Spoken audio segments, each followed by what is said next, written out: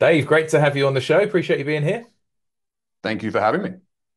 Well, I've been wanting to have you for quite a while, actually, Dave. I've been on a bit of a health journey myself recently, researching lots of stuff and researching a little bit around testosterone personally. And what I was fascinated to see, and the reason I wanted to get you on is because I really noticed a bit of a link between testosterone and performance in business potentially, and how you might show up in your business and your moods and things like that. And I thought, actually, this could be a subject. I've never spoken about anything like this on the podcast, never had any guests over that are expert matters on this. So I thought it'd be really interesting because our podcast is all about how to grow a really successful construction business and then how that impacts your life. Great to have you on. And maybe we could just start, first of all, just by finding out how you got into this space. What's made you such a prolific educator in testosterone and educating men about this? Because you're absolutely everywhere about it. Yeah, it's great that we're having this conversation because my undergrad degree was in business, particularly in digital marketing. So I used to run a very small kind of digital agency after I left university. I did a couple of agency jobs. And so it's good to be able to use my first degree because it doesn't really have that much. I don't get to talk about it very much. But I had a brain injury when I was in my mid-20s, which kind of rendered me I guess what you'd call disabled. I had severe vertigo for a number of years to the point that I couldn't really walk properly. And when the medical system failed me and told me it was incurable, I took that as a kind of up yours signal, and I went back to university and studied science and learned how to heal it because you're told that nerve issues can't regenerate. Turns out that's not 100% true. So, in the process of that, I was looking at neuropsychiatry because I was very interested in how the brain worked. But when I started doing my master's in neuropsychiatry after doing like a bridging postgraduate diploma in biomedical science, I realized that it was mainly just a course about how to drug people rather than how the brain worked or even how the drugs worked. So I was a bit jaded and put off it. I asked too many questions. I didn't continue with the course. But it led me into endocrinology because when you understand the body as a series of interconnected systems, you realize that the endocrine system sits upstream of basically all of your biological functions. So when that system is not working properly due to a condition that is impacting it, then it's very difficult for the body to heal and recover or even feel good generally. So I use testosterone replacement therapy as part of a big rehabilitation process to get back on track. And after I did that, everything else kind of felt superfluous in my life because this was so important and it was so meaningful and powerful and no one was talking about it. And I was very interested in complex problem solving and systems. So I approached the endocrine system and the body as human engineering. I think the fact that the human is sentient makes it much more complicated than servicing a car. I like to relate humans, if you've watched my Silverback speech, to the movie Cars, where you're a car, but you're sentient and alive. That's a really good framework for the human. So I ended up just doing some lectures on YouTube because when I was at university, I was like, look, there's no lectures on these hormones. Here's 40 something studies I've looked at. I'm just going to make a university style lecture and put it on YouTube. Didn't really plan to make a business out of it. I was teaching mindfulness meditation at the time for schools and businesses. It was part of a not for profit. And ended up getting tens of thousands of views on it back in 2017, 2018 on this boring ass university lecture. And I was like, huh, like I didn't think people would care. So I ended up helping out some people with some stuff related to the hormones in the video, just in terms of answering educational questions and not giving medical advice, but just helping them with their understanding on it, other people who had brain injuries. And then when COVID came around and the previous job I was working at was no longer viable, I basically made a Calendly that took the average charge of what people were donating me for my time at the time. And I thought, okay, I'm going to do this full time because this means everything to me and I really want to help as many people as possible. And then from a business standpoint, I've just built a personal brand that's based on trust and authenticity and doing the right thing at scale. I said yes to every opportunity that comes in my inbox. And I've given as much value away for free to as many people as I possibly can, which has grown a business which has basically grown and scaled off word of mouth. And then I've become a speaker and author and everything kind of from there. Yeah, that's fantastic. And just talking about your businesses, because am I right in saying you own a few clinics? Do you partner with clinics around the world? Yeah, so I own a clinic over here in it's actually in Latvia, which is for people who aren't familiar with the Baltics. It's the Baltic state above Lithuania. So north of Poland, west of Russia. So we're called TRT Baltic, and we are the only hormone replacement therapy clinic servicing all of Eastern Europe. And we've just built our own pharmacy so that we can legally service Scandinavia. Scandinavia at the moment can't get treatment. So I've spent the best part of a year training one of the smartest doctors I met in Latvia on my approaches. And so I own that clinic. I'm also a equity owner in a clinic called Primal Zone in Australia, which is built around my clinical frameworks and health coaching integration. And that's been incredible to be able to scale what I was previously doing in one-on-one consults for 45 minutes to an hour, where I'm able to work with 4 to 5 times the volume of the patients because I can collaborate with the doctor.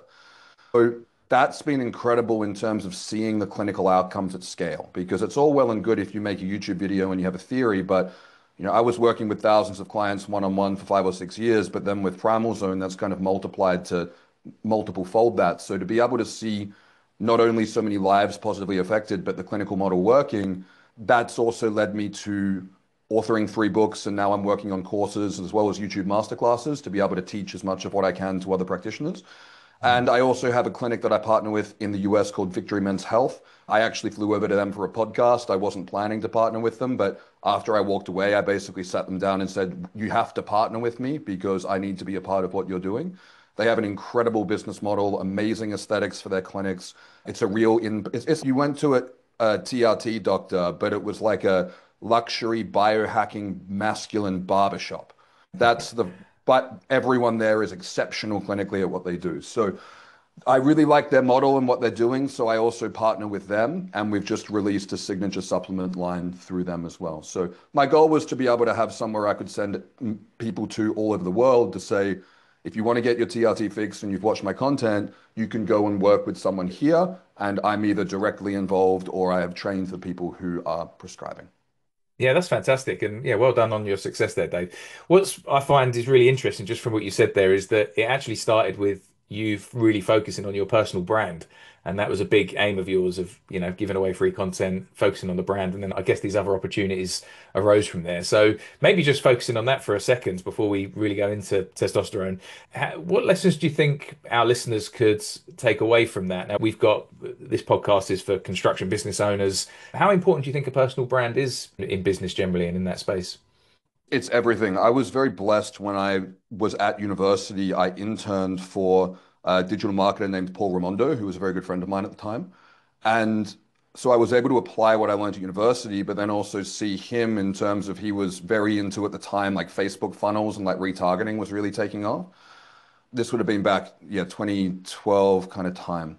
So he was very big on starting YouTube and Instagram, and he would basically do this thing on Snapchat stories at the time, where he'd just basically answer questions for people on improving their digital marketing on his lunch break.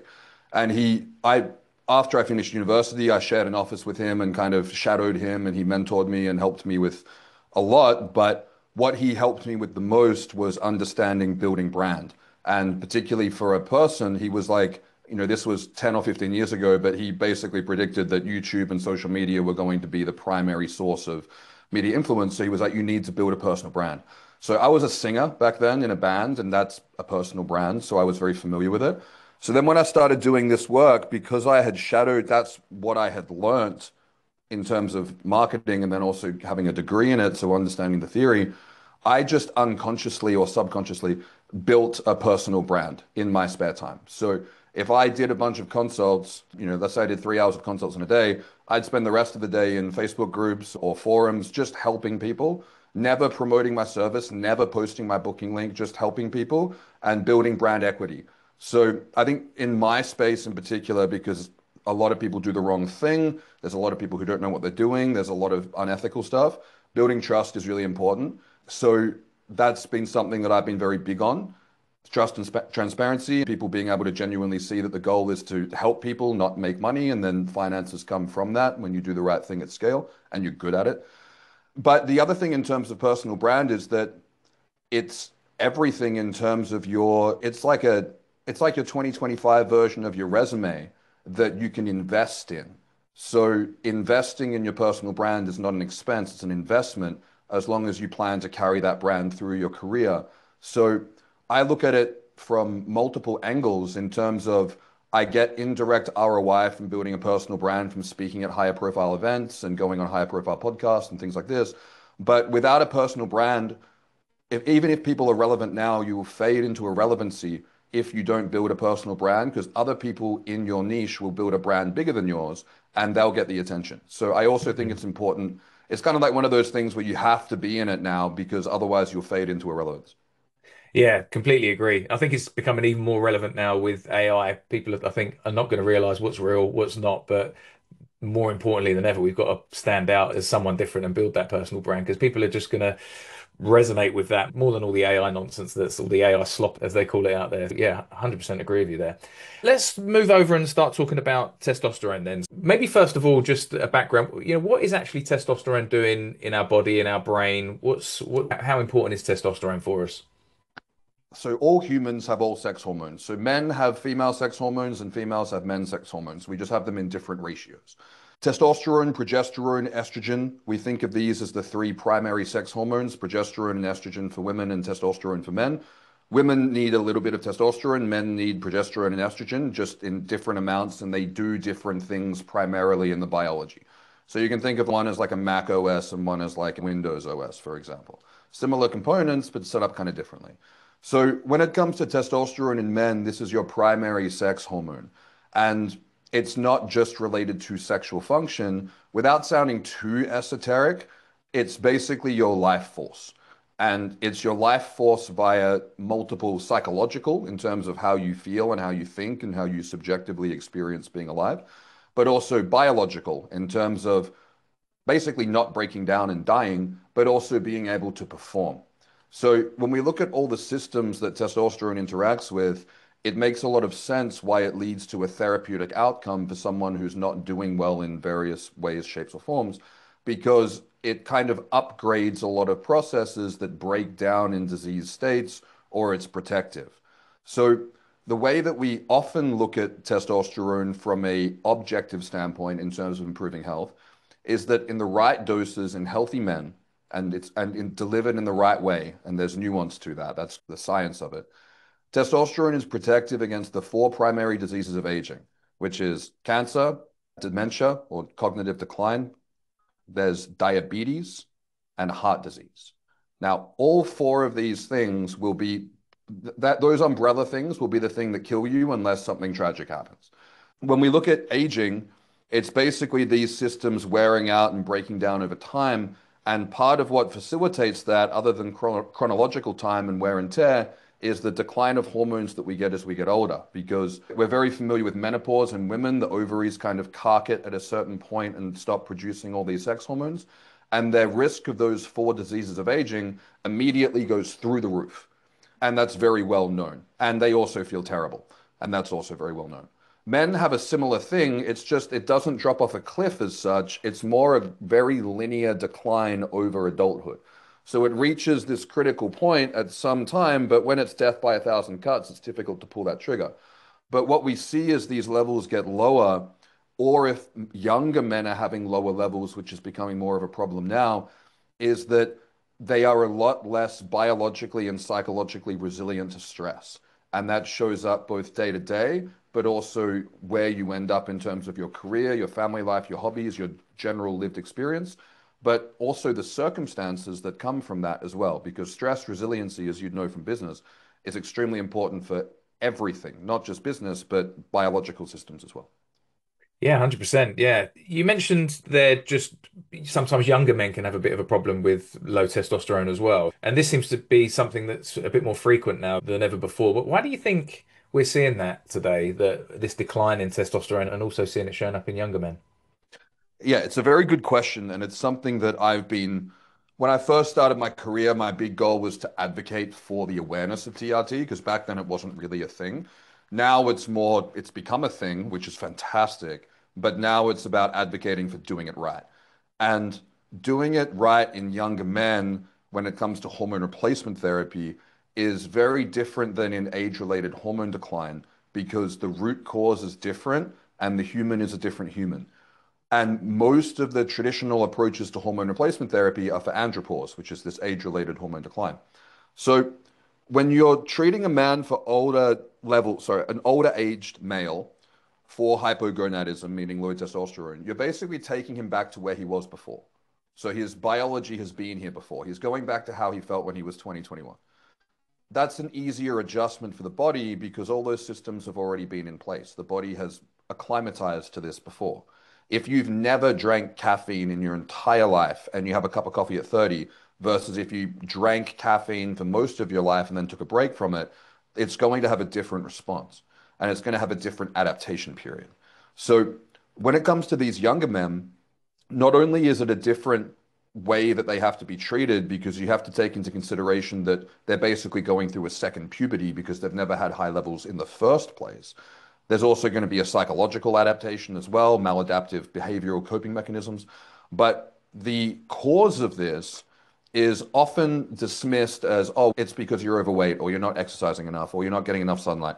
And that is often true, absolutely. But it's not always the case. And you can absolutely see in blood work when someone's levels are suppressed, you can see the signal from the brain to the testicles goes down because the body focuses on survival. And if someone says, look, I'm drinking 20 standard drinks a week, I smoke a pack of cigarettes a day, I eat junk food and I don't exercise and I'm 130 kilos, you can say that's kind of what happens. And you need a personal trainer and an exercise regime and better discipline and all these different things. And then if the levels don't improve, then you should look at having it treated. But it's very clear that this is being suppressed for a reason. The other problem we're having, though, is we're seeing younger men coming up who are doing everything right and they have levels of an 80-year-old. And I believe personally, and a lot of my colleagues are in agreement, that this is from what's called like the lifestyle factors are an issue. Obesity during puberty is a new problem, and I think that causes developmental issues. But the plastics, pollutions, and pesticides that we're chronically exposed to over a lifetime, especially in utero and then as babies, I would argue that my generation, I mean, I'm 32, like my generation and the younger generations are kind of like the test subjects of what happens when you give that to people when they reproduce. And we see this in animal studies. We see generational issues with, the endocrine system when they're exposed to these chemicals. And it's very clear that these endocrine disrupting molecules called xenoestrogens, which are like artificial estrogens that bind in the body with the receptor, are having many-fold higher effects in terms of estrogenic effects in the body. This can lead to a shutdown or reduction of hormone production, as well as issues with the receptors, issues with hormone positive cancers. And I think that is something that is a big factor in why the younger generation of men are very clearly more feminized. Yeah, that's fascinating. So, if someone's listening to this now and they're thinking, yeah, like, I haven't had a blood test for a while, not specifically tested this, but I just wonder if maybe my testosterone levels are lower than they should be. Like, how would that be showing up for them? How would they, what sort of things would they be experiencing? Yeah. So for a longer response to this, I've got a video on YouTube called the TRT Masterclass where I kind of go through this for everyone, as well as an ebook called TRT 101, which also goes through this. So if people want to have a more in-depth answer, that's what it would be. In terms of how does it show up in the blood work, we're looking at a reference range which is already lowered. So you'll often be within the reference range on paper, but you'll be symptomatic. And typically symptomatic presentation can begin in Australia, if you're looking at the lab tests, which are printed in picomole per liter, anywhere below a 300, sometimes below a 400, absolutely below a 200. This is where we see symptoms. In terms of what those symptoms can be, the problem with looking at it from a face value is that you basically have what I call feel like shit-itis, which is just general malaise. So fatigue, but also trouble sleeping, low energy, low motivation, low mood, depression, anxiety, lack of stress resilience, lack of enjoyment of exercise, erectile dysfunction, low libido. The problem is that there's a whole bunch of lifestyle stuff that can cause these symptoms, and there's a whole bunch of psychological stuff. There's also a whole bunch of nutritional stuff, cardiometabolic health, alcohol consumption. All of these things can cause these symptoms. So it's very important if someone wants to look into this. And this is the mistake that I see people making. And I'm not trying to make money for my clinic. My clinic was built because this is what's needed. So it's, people can go to anyone who's an expert in this, but you want to go to someone who knows what they're talking about. But basically, someone needs to kind of do the human equivalent of a mechanic popping the bonnet of the car. So if you go to a mechanic and say, "Oh, my car's making this noise," he's not going to go, "Oh, that's this. Here's a replacement for this. I'll replace it. See you later." But that's how people are looking at hormones. And I understand that because they're not scientists and they're not doctors, but it's very important that you outsource this. And if we're coming back to business, you don't take on projects in your business that are extremely high risk, high reward that you don't know how to do. You outsource it. That's Mm. common sense. So when it comes to health, it's the same. So it's very important the doctor does the equivalent of the mechanic popping the bonnet, assessing everything, because that noise over here might be coming from this being screwed up over here, which is screwed up from that thing over there, and it's flowing through. Human body is the same. So comprehensive blood work of all the different markers in the body that makes sense to test in relation to how you feel. And then a full assessment of how you're living, what you're doing, how you're feeling, your habits, your routines, your vices, your goals, your history, all of these things kind of have to be taken into consideration to say, is this a primary problem that is causing other issues? Or are there other issues in how you're living or your health that are causing this that we need to fix so that the testosterone improves? Because if your body's pumping the brakes on something and you don't fix why it's pumping the brakes, you come in and pump the accelerator instead. That's like having something suppressing your production and then you're coming in and replacing it and optimizing it. That is going to lead to side effects. And that's what happens. People feel a bit better, but then they have these problems. And then they blame things like, oh, I'm overproducing estrogen or I'm overproducing prolactin. It's, yeah, you are for a reason. And taking a pill to try to cure those symptoms rather than addressing the root cause is what leads to a never-ending cycle of not feeling good and being unhealthy. So it's a bit of a process, but it's something that you identify a need for, you outsource it to a professional. They have your best interest at heart. They're not just trying to put you on a program and sell you shit. And that's how you investigate it and take care of it.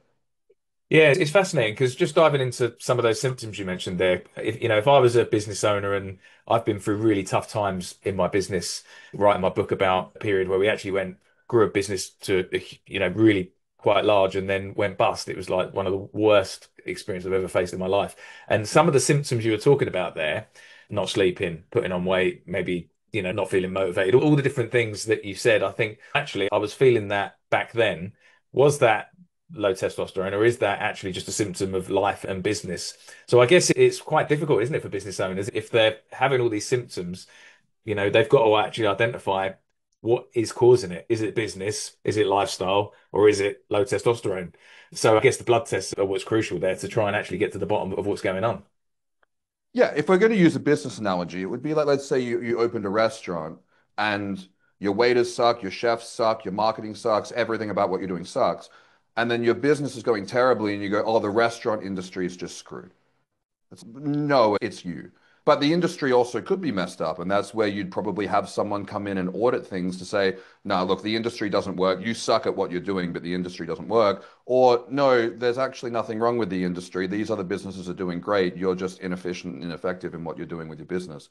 And it's very difficult to see the forest from the trees. It's like if you're in a toxic relationship and all your friends can see it, but you can't. You can see it once you get out of it, but not when you're emotionally attached in there. And it's the same with your health. It requires someone who is compassionate and caring and sees you as a human, not just a number, but isn't emotionally attached to you or your outcomes because it's science is objective. There's an art and a science to hormone replacement therapy, but it's something that you actually have to have someone else do purely, not just for the expertise factor, that's the primary thing, but also the fact that they're not you. And that's very Mm. important. Thinking about symptoms, and if someone wants to resolve these, they realize they've got, low testosterone levels, they're going to potentially do TRT. Is that the magic bullet? Are they then going to all of a sudden be this peak performer in business and in life? How does it work from that standpoint? I wish. If that was the case, my job would be so much easier. I mean, I wouldn't even need to do this.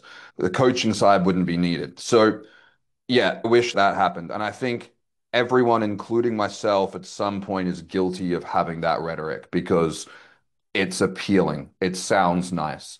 It's not, though. So, when you look at hormone replacement therapy, what you're essentially doing is this is great because I always use business analogies. So, it's if let's say you have an assembly, let's say like a box factory or something like that, putting boxes together.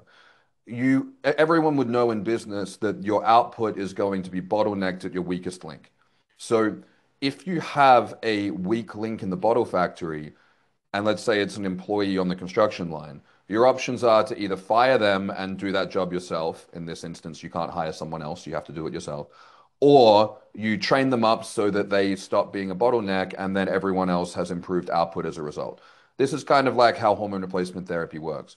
So, in the situation that you have to fire that person and do it yourself, you're now in a situation where you have to be responsible for consistent long-term administration of testosterone for the rest of your life because it shuts down your natural production and creates a biological dependence. So you're now doing that employee's job. Now, it's using the needles, the tiny little baby needles, or a topical cream if it's done right, but tiny little baby needle, insulin syringe that diabetic little girls do every day just not to die. So it's not a big deal, but it does require discipline because you do have to maintain that administration. But now you're in a situation where you can actually have not just the levels that don't make you feel terrible, but levels that are optimal. The problem with that, though, and I'm going to change the analogy now to a sports car. If you put a supercharged engine in your car and you don't know how to drive, it's not going to make you a better driver. It's going to make you a worse driver because now you can't handle that thing going around the corner. Now, if you blame testosterone for those problems, that's like saying, oh, a supercharged car is bad. No, it's not bad. You just can't drive it. It's too powerful. So some people think that if you're replacing your testosterone externally, that it means that you no longer have to do the health promoting factors that would optimize your levels naturally. This sounds nice, but this is the opposite. Basically, once you start TRT, you are injecting the testosterone levels of a healthy, optimal male into your body. This means that you have to live like a healthy, optimal male. One, to get the results you want, and two, to be able to tolerate it. Because if you're unhealthy and your levels are healthy, the gap between these two things is what causes side effects via increased internal systemic inflammation, upregulating the expression of aromatase. It upregulates the expression of estrogen receptors as well as downregulates androgen receptor expression. It upregulates a hormone called prolactin, which suppresses 5-alpha reductase, which reduces DHT. So ultimately, what this means in layman's terms is that the hormone doesn't metabolize properly and it doesn't make you feel the way that you're hoping it will make you feel.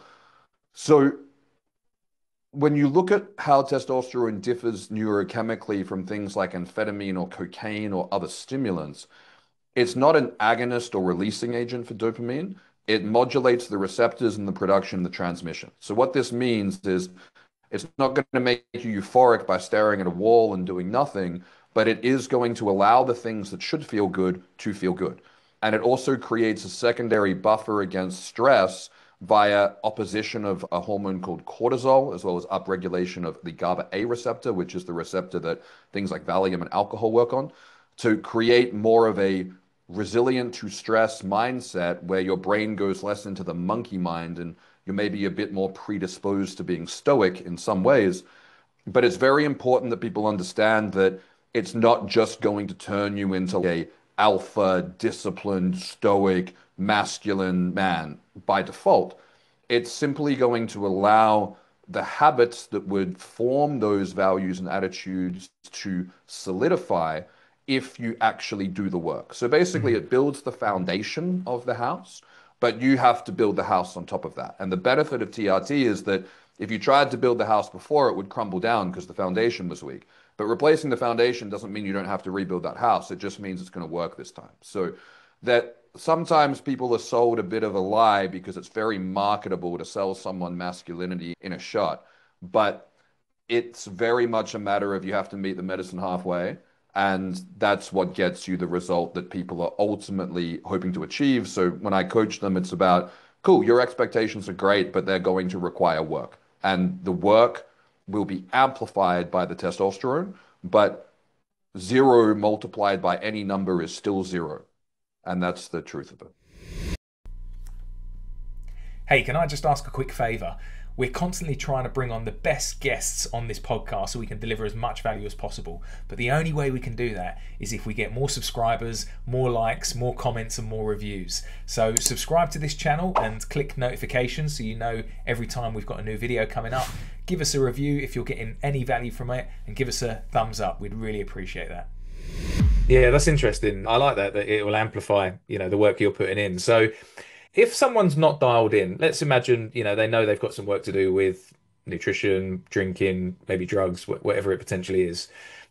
Does that mean, wait, don't do testosterone at all until you've actually got life dialed in? Or, will testosterone help you get life dialed in? Is that the catalyst to get you started? Because I heard a podcast before where someone said, don't start testosterone until you're at least below 15% body fat because of potentially negative side effects. And when I listened to that, I thought, well, that's interesting because if someone's maybe not got the motivation to go down the gym and how they're going to get to 15% body fat before they start. So what's your thoughts on that? How dialed in have we got to be before potentially considering it? Yeah, in general, a lot of people on YouTube have a lot of opinions about things that they've read, but not that they've practiced. And this is a big problem with social media is that reach is determined by how good your content is, not via whether it's actually correct. Practice is very important because we're working with humans. We're not studying theory or religion. We're studying the practical application of science. So practical application is king. Yeah, in a perfect world, everyone would be close to 10% body fat, no alcohol, all clean, healthy, high protein diet, resistance training, cardiovascular exercise, sleeping 8 or 9 hours a night, minimal caffeine consumption. And then I would have the easiest job in the world. It would just be taking a whole bunch of optimal cars with no engine and just plonking an engine in them and plonking an engine. Those people to work with are great. They make life super easy. And the reason why they're also very good to work with is that they've built incredible resilience and discipline habits because they did all that health promoting stuff while feeling like shit. And when you take someone who's built discipline in adversity, it's kind of like in Dragon Ball Z for people who've seen it when Goku trains with a weighted vest and then he does the fight and takes the weighted vest off and just kicks their ass.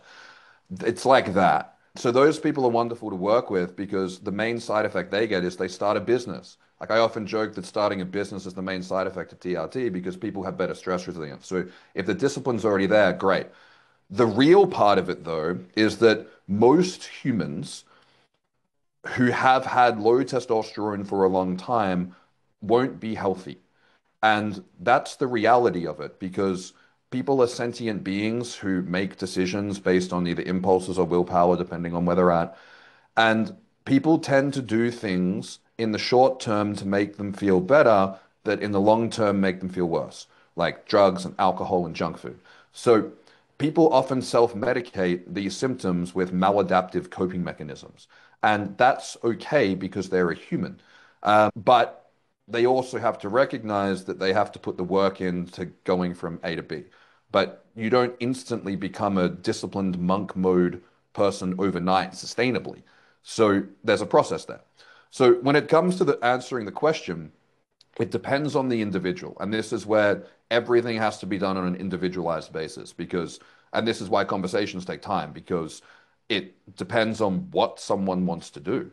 So if I want to go on TRT to optimize my hormone levels and my levels are low, and yes, my health isn't perfect, but even if I get it all perfect, I know from experience that those levels might come up, but they're not going to go to optimal unless someone's really off track.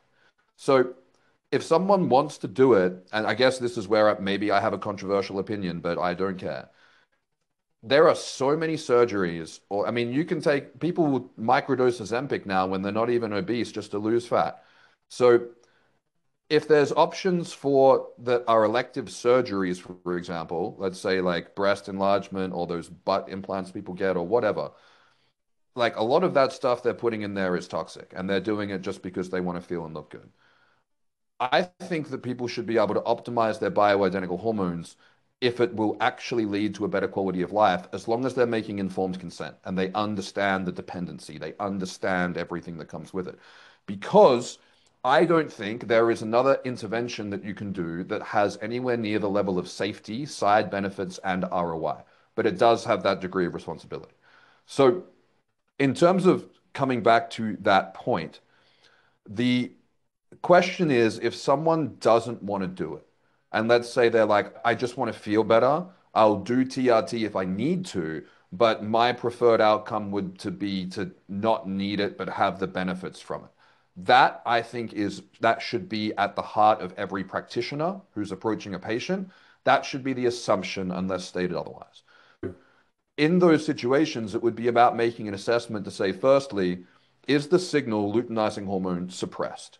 Because if it's suppressed, that means that your body is basically taking resources and caloric energy and focusing on survival over reproduction, because reproduction comes last in the biological priority system. For most people, it's number one, but biologically, it's last. Survival first, reproduction last, everything else in between. So if you're unhealthy, your body's not going to be optimizing your biology to reproduce, which is sex, which is hormone production. So in those circumstances, it's about saying, can we actually fix the thing? So if someone is, let's say, morbidly obese and they've got bad knees and they've got slip discs in their back, and that's a case where someone's going, look, this is a lot of this is intractable and it needs to be worked with, meaning it can't be resolved. But like I said before, if someone's smoking 20 cigarettes a day, drinking 20 standard drinks a week, sleeping 4 hours a night and not exercising, and their hormone levels are crap, then that's when the decision needs to be made. Look, you need to, pull your finger out, see if this recovers and retest. Because if someone's that far off track, they're going to have side effects too. But when it's in the middle of that, when someone's a little bit suboptimal and they're a little bit off, I think age is a factor. If someone's over 40, I mean, even if you do everything perfectly, you're still going to have a degree of age-related decline, even if it's not severe. But if someone's like 24, 25, then I think there should be more of an emphasis to at least try to recover the production. And that way you're putting the work in first to show that you're actually serious about feeling better. But it has to be a case by case. And that's why it's so important that whoever someone's talking to isn't just trying to sell them a product. And the problem with these clinics, and I can say this as someone who, like I said, has a lot of business background, we know that McDonald's makes their profit on the fries and the Coke. The burgers are just under break even, basically. So for a clinic, it's much more efficient to have 100 people on three medications than 300 people on one medication. Much higher profit margin, much less overheads, much less headache.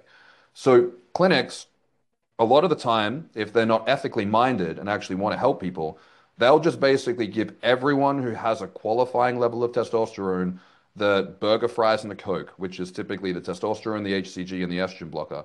And even if you have side effects, even if it's not in your best interest, even if those levels could be recovered, they'll go, yep, we can legally do this. That's going to make a sale. We're going to get, 3 times the profit, reoccurring income because they're now dependent.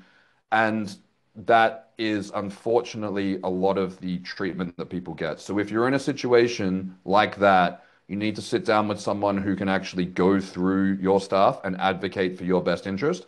And sometimes people need to push towards TRT. Sometimes people need to push away. Yeah, no, that's really balanced advice there, Dave. Thanks for that. So I just wanted to come back to something you said there. One of the side effects of potentially someone having their hormones optimized is they go out and they want to start a business. I just wanted to dive into the psychology of that because why do you think that is? What's you mentioned a bit more stress resilient, but I'm thinking about when I was sort of 20 and my testosterone was probably through the roof. I was definitely a risk taker. I felt invincible, and is it that you're getting those feelings again? Maybe as a 40-year-old man that's doing it, is that how you're going to feel that you can take on the world and you're a risk taker? And what is actually happening in the brain? There's a lot of biochemical stuff happening at a neurotransmitter level. What to me is still unclear because it hasn't been studied properly is whether androgen receptors themselves have psychoactive effects. And I believe that they do. And I also believe things like HCG have a psychoactive effect in terms of being feminizing. So I think it's a combination of a lot of things. It's kind of like a pie graph, and I couldn't tell you which one is the dominant slice of the pie, but everything is involved in some way, shape, or form, and I think more so for some than others. But for me personally, I was always very strongly minded regarding critical thinking. And I was very blessed that the first year I did at Curtin University, which was in 2010, was the last year that they made all the first years do a critical thinking unit, where they'd come in and bring someone in who was an expert on 9/11, euthanasia, abortion, just controversial topics. And they would just present both sides of it and just make you think about it. And then you basically had to identify a belief that you had, and then you had to write a counter argument to it. And that was like the essay. And it was a fluff unit, but it was I loved that unit because I grew up in punk rock and I went to a very military boys' school and I didn't like any of the rules. I'd say, look, why should I go to a 10-week class at school when we're just covering two chapters from a textbook that I can read and ace the exam the day before? I'm like, this is not smart. So I always kind of had that mindset at first. And I very strongly remember when I was working for myself, agency side, and then I had the brain injury. One of the downsides was that you don't get sick leave. There's no, like when you're working for yourself, I had to close my business down, end all my contracts, and move back in with my mom. And I was lucky I could do that. But at that point, when I still had low testosterone and wasn't doing well, my knee-jerk response was, I want to go back to working for someone else so that I have security. And then once I'd done rehabilitation, I was working, 3 days a week for a non-for-profit and then 4 days a week and kind of, built my way back up just from, very basic digital marketing stuff. I immediately had that drive again to say, I'm comfortable with a degree of risk when there is a greater chance of reward. And I can't say that was purely just a neurochemical thing because I'd gone through a lot of stress adaptation as well. But when we look at it from a neurological standpoint, there's this interaction between what testosterone does and what dihydrotestosterone does. And dihydrotestosterone is, you can think of it like Superman testosterone. It's the androgenic component. So when testosterone activates a receptor, it's primarily anabolic, which is to build and protect. When it comes to androgenic, these are things like masculinizing features. So when you look at what DHT does in terms of its metabolites, it basically has a similar biological effect to the pathway mediated by Valium or benzodiazepines, which is it upregulates the GABA A receptor. So when you combine that with something that itself and also testosterone is increasing the transmission of dopamine, this is basically the hormone equivalent of a Jaeger bomb, which is how I describe it, because people know what a Jaeger bomb is. So the idea of a Jaeger bomb, if you're going out and maybe chatting to some girls, is it's going to pick you up, but also have a bit of that social lubrication so that you're kind of more upbeat, more vibrant. You've got the sugar, the alcohol, and that I don't recommend people do this, but as a recreational drug, it's horrible for you, but sugar, caffeine, alcohol creates that balanced effect. From a nootropic standpoint, for biohackers, it's why they combine caffeine and theanine, which is what you get from green tea. You get that more balanced, cool, calm, and collected effect from the stimulant. So I think entrepreneurship, and I listen to a lot of people talk about entrepreneurship as a concept because I've been doing it for a long time and I think it's interesting. But the core foundation, I think, of entrepreneurship is leadership. And I think a core foundation of masculinity is leadership. If you say, what is leadership? Leadership is the capacity to handle stress. And when you're looking at how these hormones work via multiple pathways, not only do they increase your stress resilience and reduce this chaotic overthinking monkey mind tendency, but you're also at the same time getting a greater reward from things that are challenging. So if to oversimplify it, if someone's low testosterone and they want to push outside their comfort zone incrementally, they're going to have a higher perceived stress and a lower perceived reward because they're lacking the thing that buffers against the stress, and then they're lacking the thing that makes the motivation feel good. But when testosterone and DHT are optimal, now you're in a situation where the stress response is still there, but it's buffered the way that I would argue it always should have been. And then the ability for the brain to produce the chemicals that make you feel a reward are upregulated. So this is going to condition behavior towards pushing outside the comfort zone, especially if there's a reward for doing so. Whereas this balance is more going to trigger avoidant behavior because it's just too much effort, it's too much risk, it's too much work. I'm just going to stay inside and do the things that replicate going out in the world, which would be seen as traditionally masculine, which is warrior mentality and sex, which is video games and porn. So people choose those options because they're replicating the thing that they have this drive for, but it's a much safer, less vulnerable environment to express that urge. So I think one of the reasons why people end up starting a business is, and the other thing that's the third one as well, sorry, is that testosterone is the only molecule that's been studied that reduces operant conditioning, meaning reduces the ability for someone to be conditioned or trained by either a reward or punishment to do a certain outcome. Whereas other psychiatric medication, virtually all of them, increase operant conditioning. So I don't think it's a coincidence why testosterone is so difficult to get and so stigmatized. But I think if you take a molecule that makes people more inclined to think critically and less inclined to follow the rules and increases their stress resilience, and then you combine that with the current state of the economy, where it's basically impossible for most people to actually live a happy, healthy, thriving life unless they are upper level management of a company or an entrepreneur. I think that if you combine those factors, you take that biochemical principle, you take the behavioral principle, and then you take an environment and you mix that all together, you're going to see a lot of guys starting their own business. Mm. That's yeah, that's really fascinating. I mean, I've coached a lot of people in business, and just thinking about that as stress resilience is probably one of the key factors of being able to predict how successful someone's going to be. Actually, it's amazing how you can get some people that get stressed out over the smallest things, and you realize how you're going to scale a multi-million pound or dollar business if you have no stress resilience. And I think when you look at some of the most successful people out there in business, all the Elon Musks and whatever else, you think the stress they must have to deal with day by day, but they seem to be able to cope with that. So yeah, I think stress resilience is quite interesting. I've really thought about that term as being, a key link to success in business. I can definitely see that link. But yeah, really interesting. Dave, That to me is a very key point. Just sorry. go carry on. Yeah, that to me is a very critical point in my coaching as well, because I see a lot of people tending towards basically like neurosis and neuroticism, where they will become, I guess, what in Australia we'd call snowflake syndrome. But people can become so hyper stressed and completely sympathetically activated, so physically stressed from small, tiny variables that aren't perfect in their life.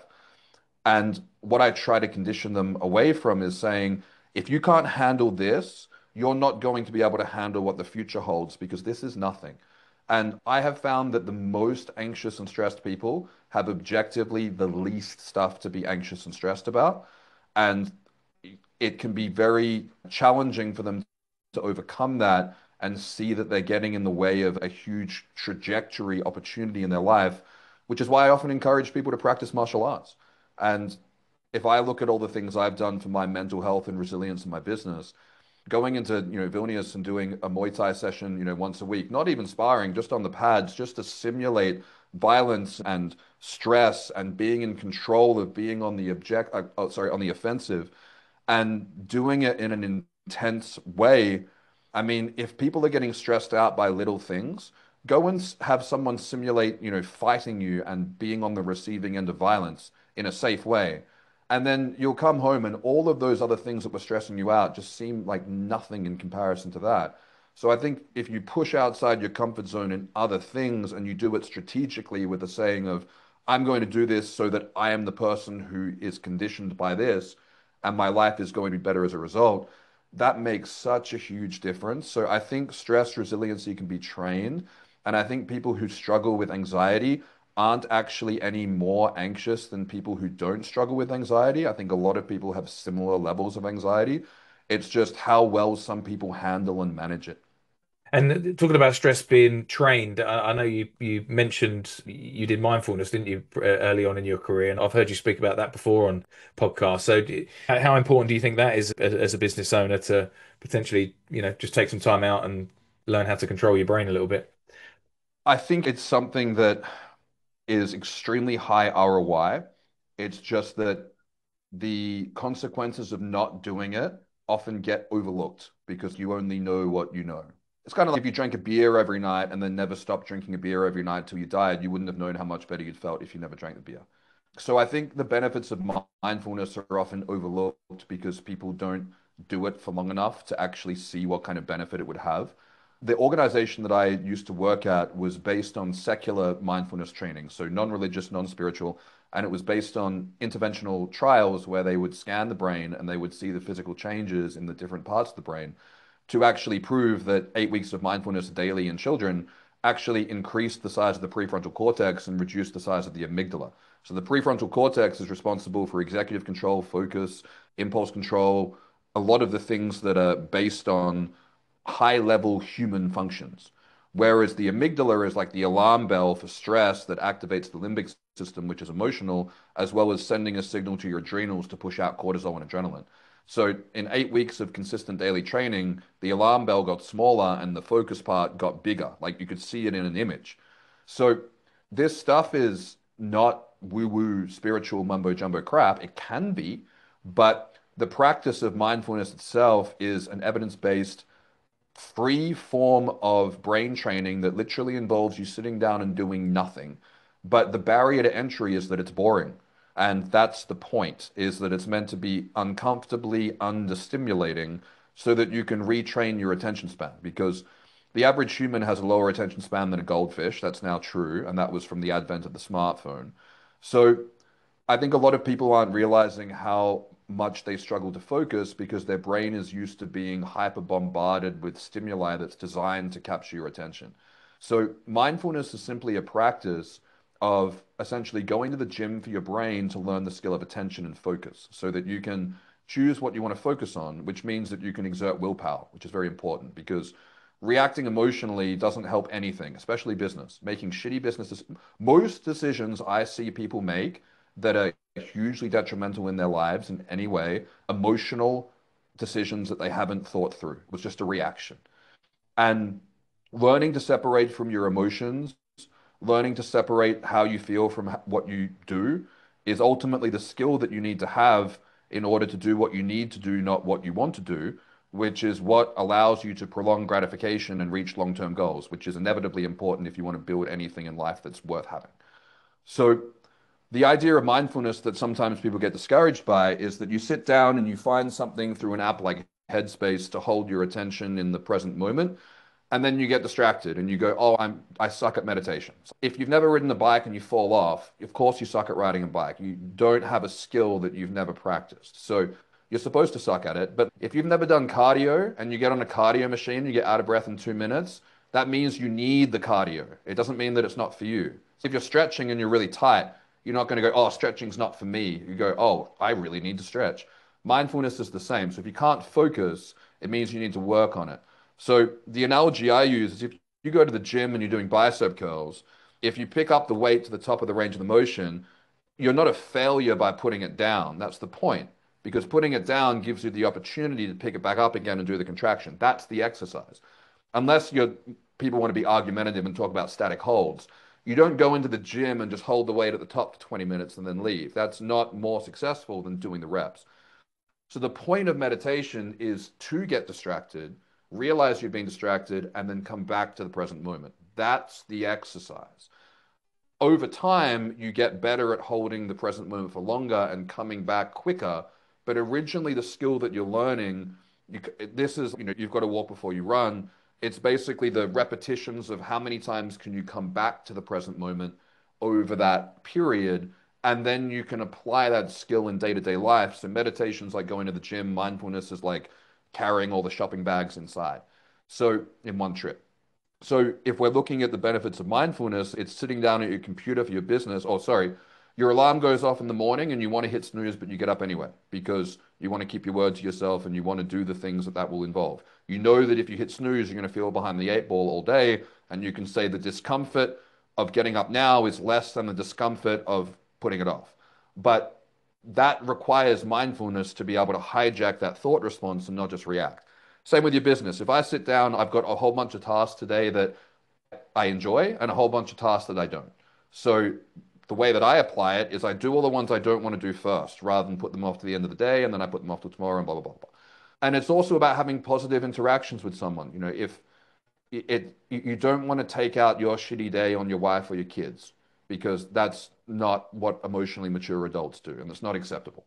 And if, someone's coming to you from a place of being, upset or hurt, you can more quickly practice the skill of empathy and put yourself in their shoes so that you can hear where they're coming from.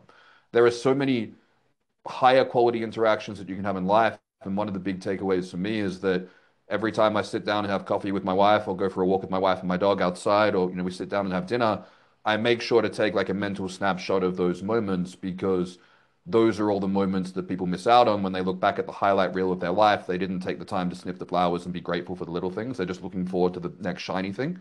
So I think that's also really important for quality of life. So I think there's a clip I did a long time ago where I said that the 10 minutes you spend meditating is the most productive ROI you'll get from 10 minutes that you can do for anything else. And I stand by that. And mindfulness is about frequencies. So it's about disrupting the default mode network as often as possible. So it's better to do lots of short sessions, ideally every day, than do, one long session a week or something like that. I Mm. recommend people check out the Headspace app. I think it's the best. That's fascinating. Yeah, thanks for running through that, Dave. So I appreciate all your time on the podcast today. Obviously, we've covered a ton of stuff here, which is really interesting. I could keep you here all day asking you questions, but maybe just some passing words of advice. If there's a business owner listening to this now who maybe doesn't quite feel they're performing at their peak, maybe they feel that their business isn't quite going the way they want it to, they feel they're maybe destined for a little bit more from where they're at in life. What sort of advice would you give someone like that? Outside of all the stuff that we've already spoken about, so usually it would be something around, looking at all the health systems and the complex labs and stuff like that. But assuming that we're at the end of the discussion and that's all been covered off, there's a process that, again, it's a business term, so I'm just going to find an excuse to use this. But if people aren't familiar with reverse engineering, it would be much easier to build a car if you could take an existing car and deconstruct it than just start from nothing and go, I'm going to build a car. Back when we were doing Facebook funnels for retargeting, it was much more efficient to take a campaign that worked and then tear it down and see how it worked so that we could kind of replicate that for something else. So reverse engineering is a very effective way to solve a problem is rather than start at step one is work back from step 100 because that can often be clearer than the first step. So I would encourage everyone to like, without again sounding too esoteric, but because this idea of manifestation is bullshit, but manifestation can be a good goal setting tool if it's applied. So applied manifestation is a good idea. So I encourage everyone to visualize who the best version of themselves would be, every aspect of that person. So, what they would do, how they would look, how their bedroom would be set up, what their daily routine would look like, what their diet would look like, what their mannerisms would look like, all of these different things. And then start to work out how you could be more like that person and less like the version of yourself now that you recognize that you don't like and needs change. So whether that's going, okay, I'm going to start by having a set bedtime every night and a set wake up time every night, or I'm going to, clean up my diet and cook all my own meals because that version of myself would really care about their nutrition and take care of all of those aspects, and I want to be like that. So finding small things that you can kind of progressively overload and rather than pushing all the way outside your comfort zone is just layering small wins on top and getting some momentum. The thing that I've learned from, and this is not a fluff exaggerated number, working personally with more than 5,000 guys now on the holistic aspect of getting to where they need to be in conjunction with TRT is that it's the daily habits over time that are make or break. And if I look at someone's habits, I can tell you what their blood work is. If I look at someone's blood work, I can tell you what their habits are. And these small things, when I first started in the industry, I didn't talk about as much because this isn't the stuff that's in studies. This is the stuff that you see from doing this day in, day out, but there's nothing to sell. So people don't talk about it because I can't put an affiliate code on habits. But I think most people know what they should be doing that they're not doing, and most people know what they're not doing that they should be doing.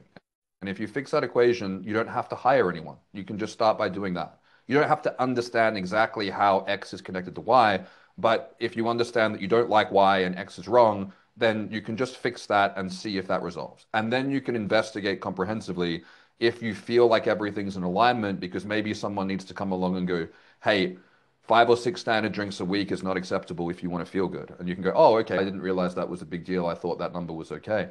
So there can be things like that, but that's the number one thing. And then also the way that your subjective consciousness works, how you feel, how you think, how you experience life has direct feedback with your body.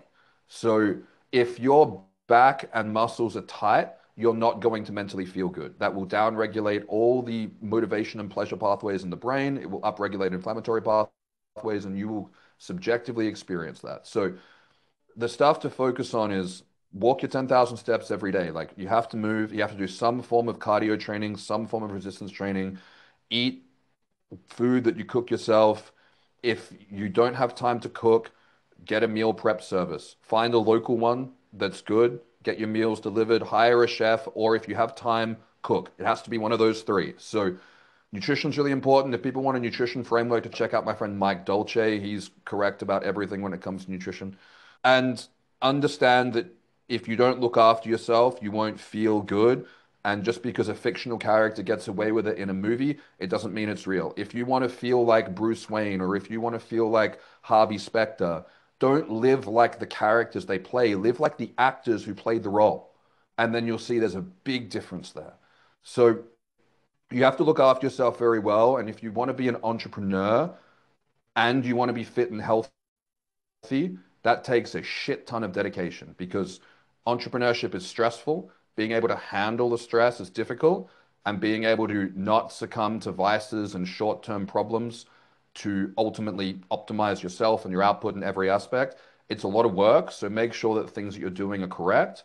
And yeah, but my best advice to people is invest as soon as you work this stuff out, start investing in looking after your health. It doesn't mean a bunch of expensive supplements and bullshit biohacker gizmos and stuff.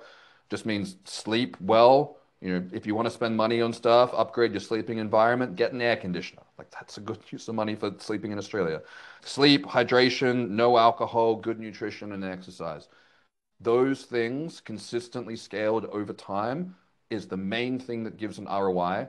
And if anything is wrong with all of that stuff in place and you don't feel 100%, you get a comprehensive blood test to see if something's off and something needs fixing.